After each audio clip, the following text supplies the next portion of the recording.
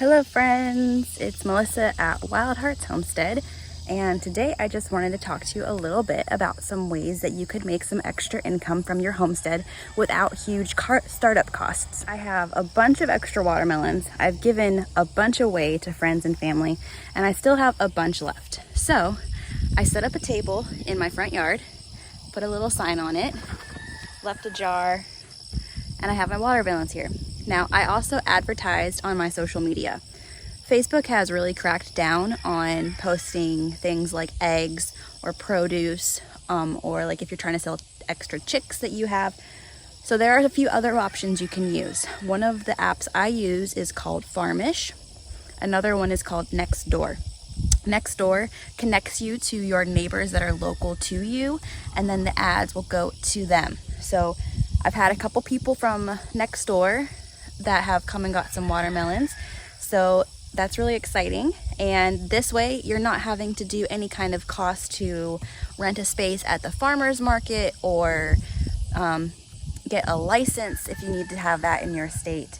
And you can just set it up in your front yard while you're working in your garden, while you're taking care of your kids, and it's right here, not that you have to go anywhere to take care of it. Very low cost. In my state, if I'm selling extra eggs from my house, I don't have to get a license or be inspected.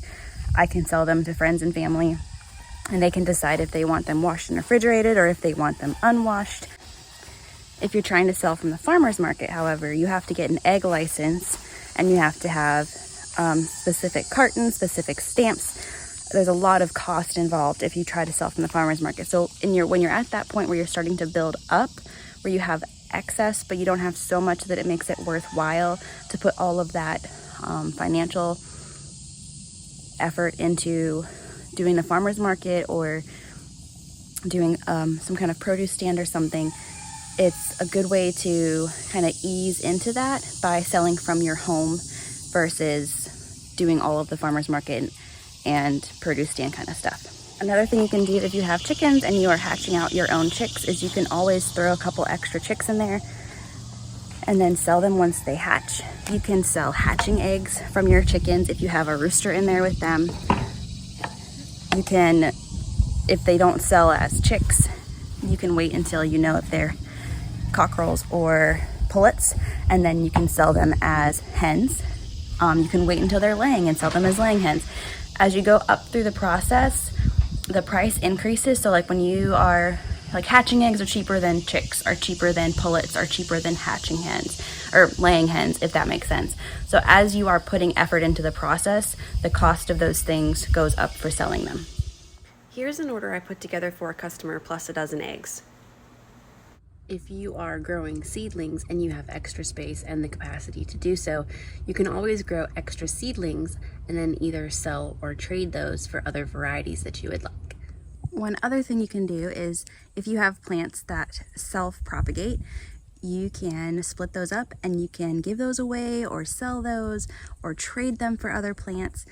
My elderberry is one great example. Elderberry bush sends up shoots like this. And what I will do is I will dig these up and get as much of the root as possible and then pot them. And then I make sure that they are doing well before I trade them or give them away. And this next year, I think I'm going to try to sell some of these because I think I've given everyone that I know that wants one an elderberry. Blackberry bushes are like this too, raspberry bushes. Some of your herbs are like this too, like oregano. I don't know if you remember the video I did a while ago pruning this oregano back, but it is growing like crazy. You can actually just take your shovel and chop it into fours, divide it up, and these are like similar to mint, how mint is just, it's not going to go away. So you can be rough with this, it's not going to die. You can split them up and then you can give these away, trade them, or sell them. Other things I've seen people do, sell manure from your animals if you have animals. Offer your services for classes if you're really knowledgeable in an area. Or I've even seen people do like pig yoga, where they come do yoga in your barn next to your pigs. People pay for that. So there's lots of options out there. If there's anything that you have tried and had good success with, let me know in the comments. Or if there's other ideas that I haven't mentioned here, leave them below. I'd love to know. Hopefully this was helpful and it gave you some ideas for starting to make an income as you're leveling up your homestead, and I'll hang out with you next time. Bye.